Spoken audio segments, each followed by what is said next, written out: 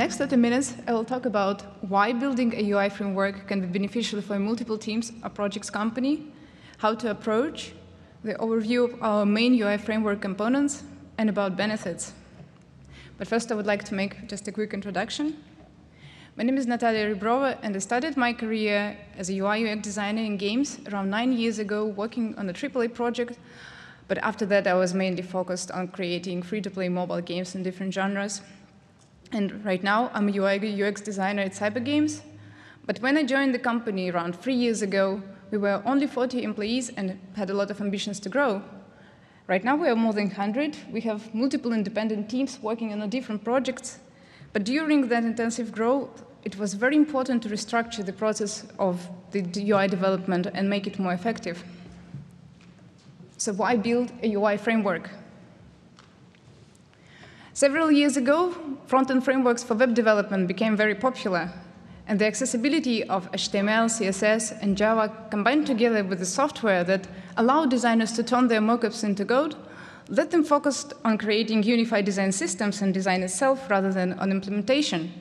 And it was a pretty big step forward. But if we're talking about games built in Unity, the situation is a little bit different. Unity UI system has never been perfect, and it requires to know a programming language like C# for advanced use, and C# is much more complex than HTML. And the third-party solutions, like solutions you can find maybe in Unity Asset Store, are usually not well supported or poorly adapted for mobiles. And of course, some of you can argue and said, sure, there are still a lot of games that use Unity UI, so why wasn't it enough for us? And we had two main reasons for it. And the first reason was that designers didn't have enough control over the implementation. And this is the simplified version of the pipeline we had before the UI framework. And the implementation part, as you see, completely belonged to engineers, mostly because of the complexity. And it made the process of redesigning and iterating very slow and demanding. And because designers didn't have enough control, it sometimes led to aesthetic and interaction inconsistency, and especially closer to deadlines. And we also didn't have good technical solutions that were unified across the projects. And so the second reason was that very often multiple teams had to solve similar problems implementing and developing UI. And designs and technical solutions varied, and there was no consistency across the projects. And you know, when it happens, player experience suffers, and so does the company's brand. And besides, it was also very time-consuming. It was very difficult to maintain, and teams were less flexible because simply people had different set of skills, and problems were solved differently, and knowledge sharing is something not that happened that permanently in the companies. And so back then, we tried different approaches, like making UI kits, writing specifications, making guidelines. And the problem was that all those solutions were static deliverables that nobody wanted to use. And it was also inconvenient to use and maintain them up to date with limited resources. And it also required a lot of communications between designers and engineers. And so the third-party solutions that improve collaborations between also designers and engineers, like, for example, Zeppelin that used in web design, were just expensive and also were not perfect because required some communication between designers and engineers. But however, we already knew one thing, that if we could make an accurate and reusable implementation once, we were much more confident in the design quality. And it was also very easy to maintain it from one place and then share it across the projects.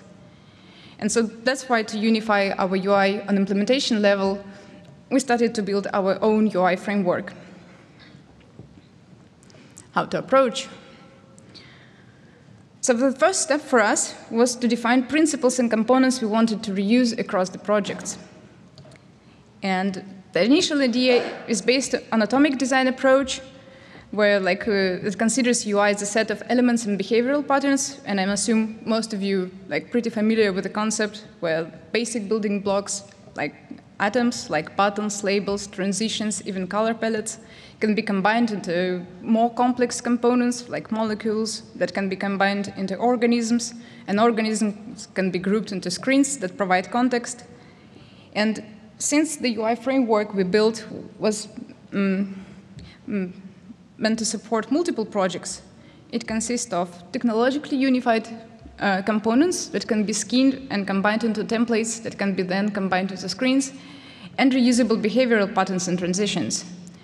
And visual language was intentionally excluded and moved to a lower project-based level because we wanted not just to create a UI system for a specific project, but a universal tool that would allow us to create UI system for any project, saving time. And so after we had defined these principles and components, we built them as a prefabs with a hierarchy that made sense for the desirable functionality with the minimum hierarchy. And we actually had to rebuild most of the basic components that were already present in Unity UI. And we actually had to do it because even though UI framework expands Unity UI, some of the components were not just suitable for us. And the main reason was because they were not adapted for mobile. And in some complex cases, Unity UI requires programming knowledge for advanced use. And just to illustrate, I would like to show you, as an example, one of the simplest UI framework component, like the button. And it has an improved structure for providing feedback, and it also has more thorough hierarchy. And one of the biggest differences that we have is that the framework button has a hitbox child object that basically is an invisible image that defines the interaction area for the button. And it's placed above the animated part. It's placed above the graphics, so it prevents the situation of click not being registered in two cases: when we interact with the small-sized elements in mobile, or when due to scaling during the animation, for example, in the press state, when these small elements can become even smaller. And just to show you, so you can see at the top, you can see the Unity button, and the Unity collider scales together with the Unity button when I press it. And at the bottom, there is a framework button, and I have a selected hitbox, and it stays the same, so even I press it, it still defines the interactable area for the button, and it's the same. And so framework buttons use only animators for providing feedback. So we don't have an option like Unity button that provides like simple feedback, like tinting a sprite.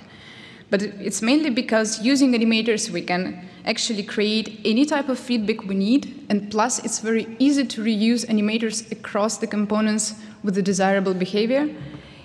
And so the template we use for like framework button has an improved also animator state machine that can be easily copied and adjusted.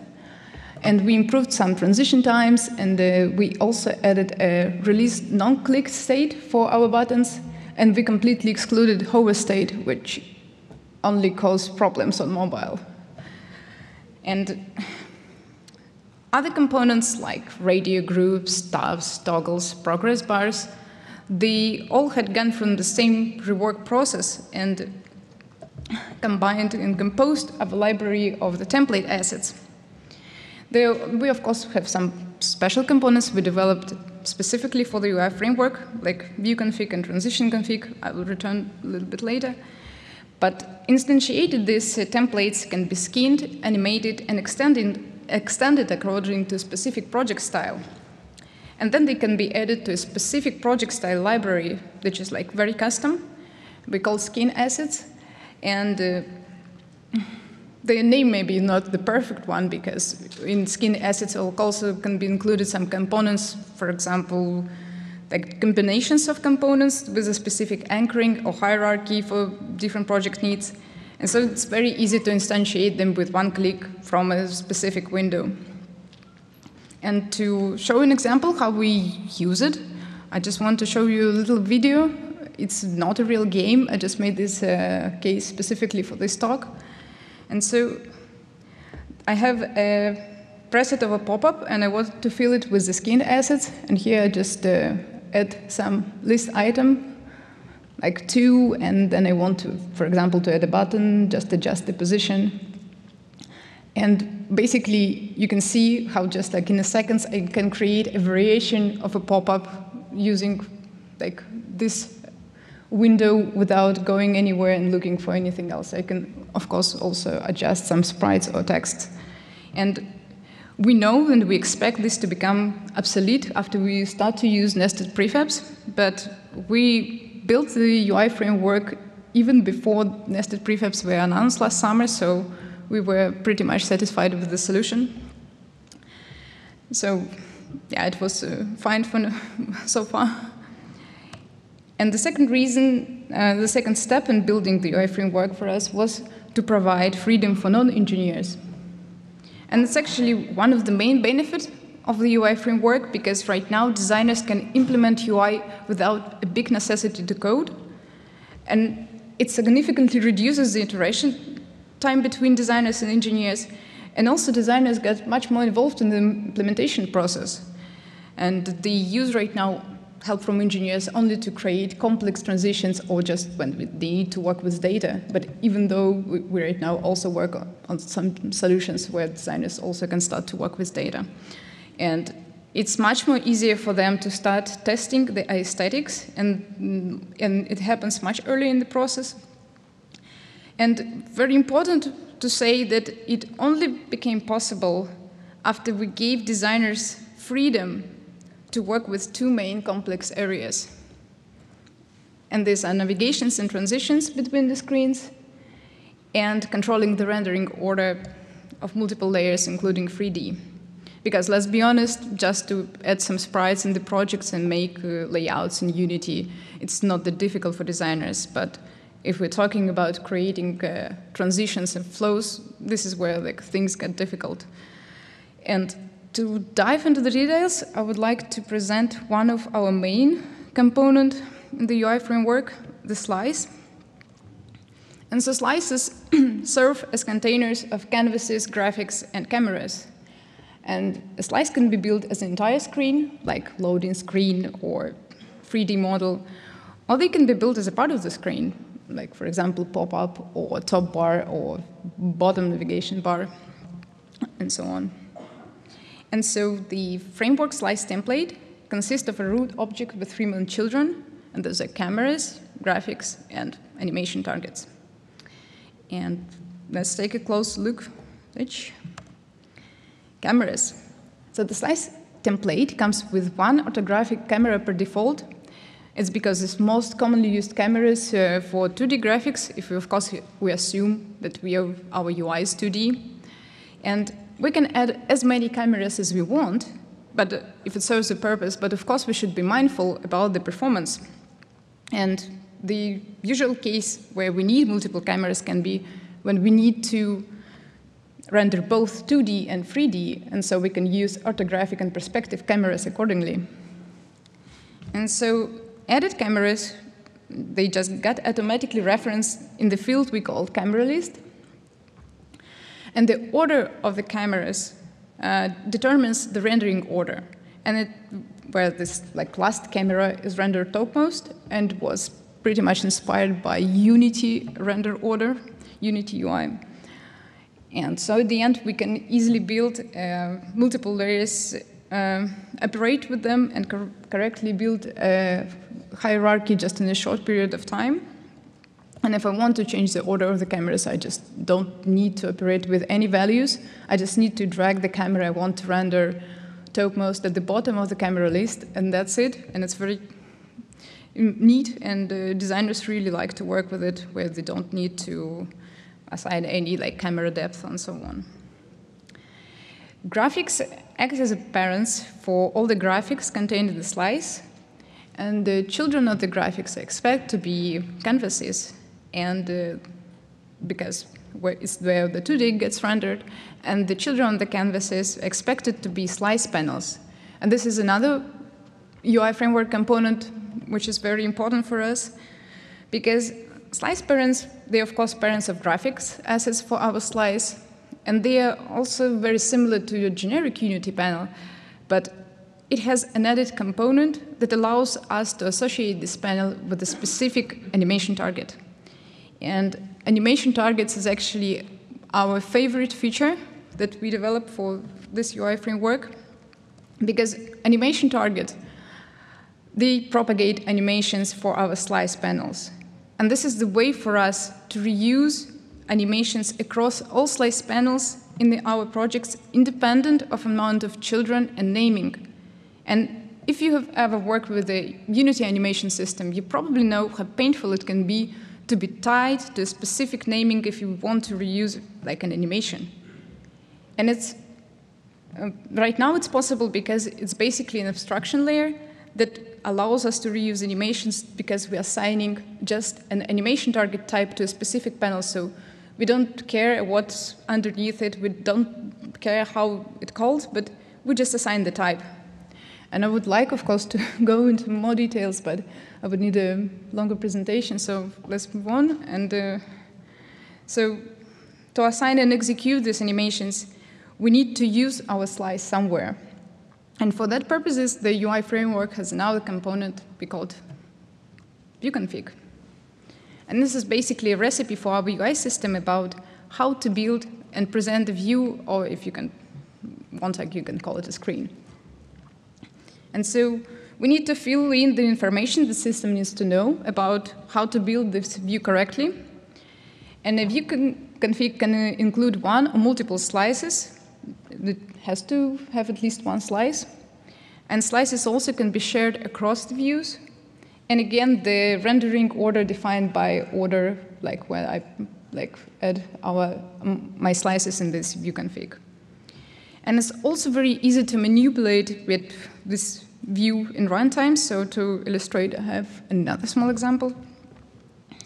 So here I have a view config that I called inventory screen. And please notice it doesn't have a top bar here.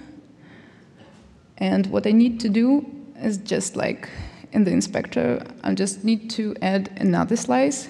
I need to reference it. So let's say it's a top bar. It's the same top bar I have in the character screen. And it immediately added this top bar in the inventory screen view. So it's pretty easy. It's very fast. And it really literally takes seconds, and I can do it one time. So I can reshuffle all my small pieces of my UI and create different combinations. So the benefits are that redesign and iterations right now are very fast. And once I broke down my UI into like small pieces and assembled them, I can combine different setups, and it's just a matter of seconds. And the render order of the slices in the view config defines the rendering order. And it's also very easy to show or hide previous views. It's just like a matter of ticking the checkbox. So if I want to hide the previous view behind the pop-up I just opened, I can just easily do it. And after we have defined the view, the UI system knows what to show, but it doesn't know how. I mean, in the previous example, it already knew how, but for knowing how, it needs another component that we call transition config. And the UI framework provides transition examples for different configurations, like sliding, scaling. It can be instant transitions, or it can be absolutely custom animation. And after that, all these transitions can be copied, adjusted, and they can easily be assigned for every view config. And so to show this, also a small example how we use transition configs. So here I have a pop-up with settings, which has an animator pop-up transition config. And it looks like this. So you see the background fading, like pop-up is scaling. And what I want to do is just change it to the slide right transition config that I created before, like both hiding and showing. And as you can see, it immediately will apply the changes. So the benefits of the transition config, so the main one is that it operates with the whole slice panel through the animation target, which is, again, an abstraction layer that allows us to reuse animations across all slice panels without depending on object naming. And they can be also reused not only across the views, but also can be reused across the projects. So if we work with multiple projects that want to reuse the specific transition between the screens, we can easily do it without like redoing it again and again. And it allows us to create different combinations of animations for multiple slice panels in one slice. So as you saw before, I had like a combination of a background that just was fading and the pop-up content that was scaling. And it's possible because I just broke down my content to 2 slice panels, which has 2 different animation target types. And so right now, I just would like to show you how we execute animations or navigations using the UI framework, because I mentioned that it's very easy just to create flows. And this is also just a small example. So now I'm just running a project, and I have a starting prefab where I can assign my starting view. And right now it's a splash screen, kind of a splash screen. I can use any. And as you can see, this has a view has a button, the start button. Right now it does nothing. But let's assume I would like to execute navigation to another screen, the character. And so what I need to do is just to find this button in the hierarchy. And I need to add one navigation script. And then I will have a field with animation target. This, I am adding a view I want to navigate. It's like GTC start view. And then I just need to add a function, navigation, execute navigation. And that's basically it. And I didn't touch any transitions, so it will happen instantly. Let's just press apply. And I can operate it like with any button. So press and navigation happens. So as you can see, it's super fast. It's very easy for designers to just start create these views. And it's not only fast, but right now I'm doing the animated prototypes not using other software. Like before, I used like Principle and Sketch.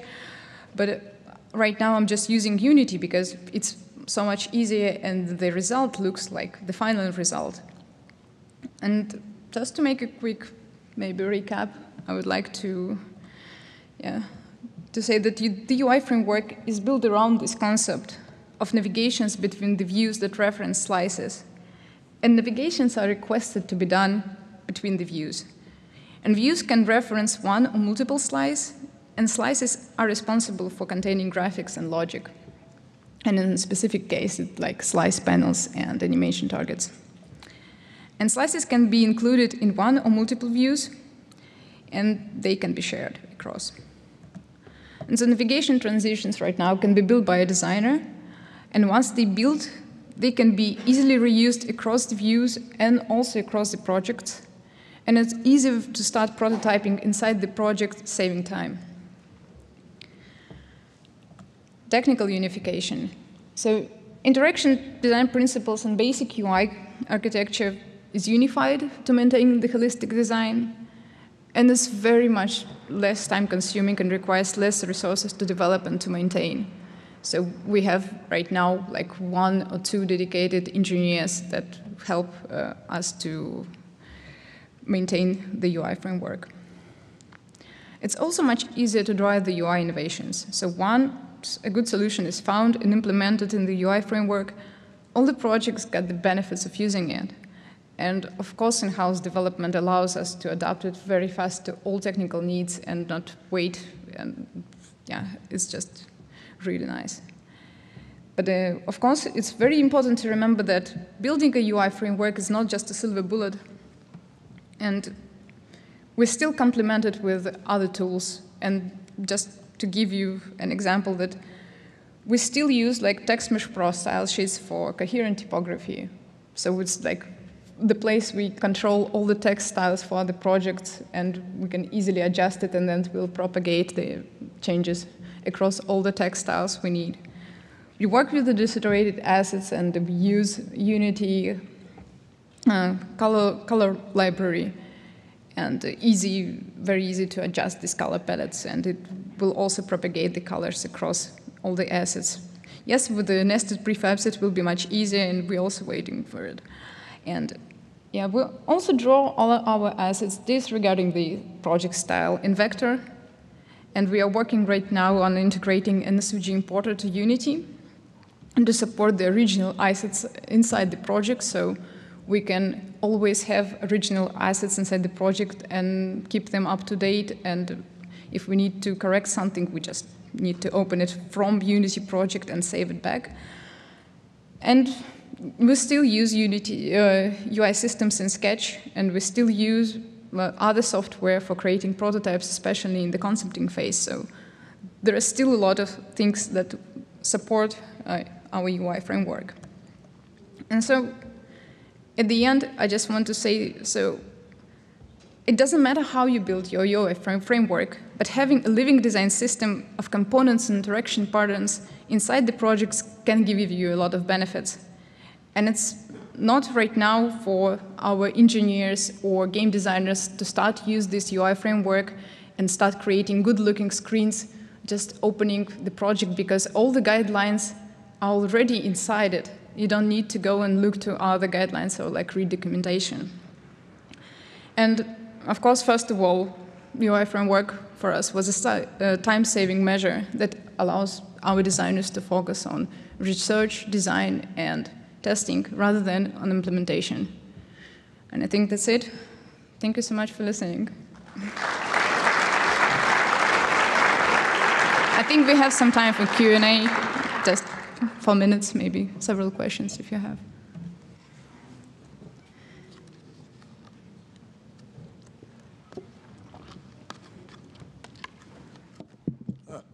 I have a small question, if Yeah? I may. Could you share with us how big was the team developing the UI framework, or how much time did you guys take to develop that framework? Yeah, actually, we had 1 year of one engineer's time that work on this thing with the support sometimes and advices from others engineers. But mostly, yes, it's one engineer that helped. Of course, you shouldn't probably just put the UI framework on engineers because they don't want to work with UI usually. But yeah, it's not that much. It wasn't too bad. Thank you. Of course.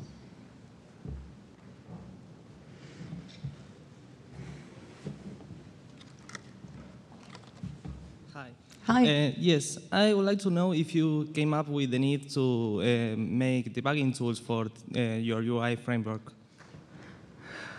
I mean, it all happens inside the tools team. So the engineer who worked on the UI framework was a part of the tools team, and we still have like a bigger thing for our internal components. And inside this thing, this like. I mean, the question was because if the designers and these other persons in the team who doesn't have the technical skill, maybe they have problems and you have to go to the programmer who make the tool for support. I mean, if you have that kind of problems in your project. Now, the thing is, our teams are pretty small, and we have usually one UI UX designer per team. So if something is wrong, it's very easy to communicate. So I think our UI UX designers like test it like themselves. Okay. Usually, yeah. Hi. I know that we use a similar system to that there, but especially with transitions and input, I know QA really love to just keep tapping things. So how does it know what the topmost one is? So if you have like the slide transition and push the button to open it and then push it again, is there does it know what the most? So the rendering order defined by order, I placed the slices in this view list. So if I want to change it, I just can drag it. Like that's the beauty of it, because it's just super easy. You don't need to mess with numbers or anything. So the UI, well, if you tap anywhere on the screen, it'll know, like, don't interact with the screens behind Yeah. that are on it? Okay. Of course. Yeah. It's just completely different view. So if you navigate to another view, it just open. We just can choose to show or to hide the previous, but you won't be able to interact. Yeah, we also like. I remember this thing. Yeah. Hi. I was wondering, you mentioned data bindings and how you plan to rule out sort of. Yeah, it's in the plans. Mm-hmm. Can you elaborate, or is it still something very... Yeah, it's still in our plans, actually, because it's not something that we're already testing it, but I wouldn't like go into more explanations. But it's still in development right now. All right. Yeah. I understand. Thank you. But it's definitely will make our lives much easier. Yeah. I think this was the last question. Yeah. I think we can continue in the hall if you want. You're very welcome. Thank you so much again.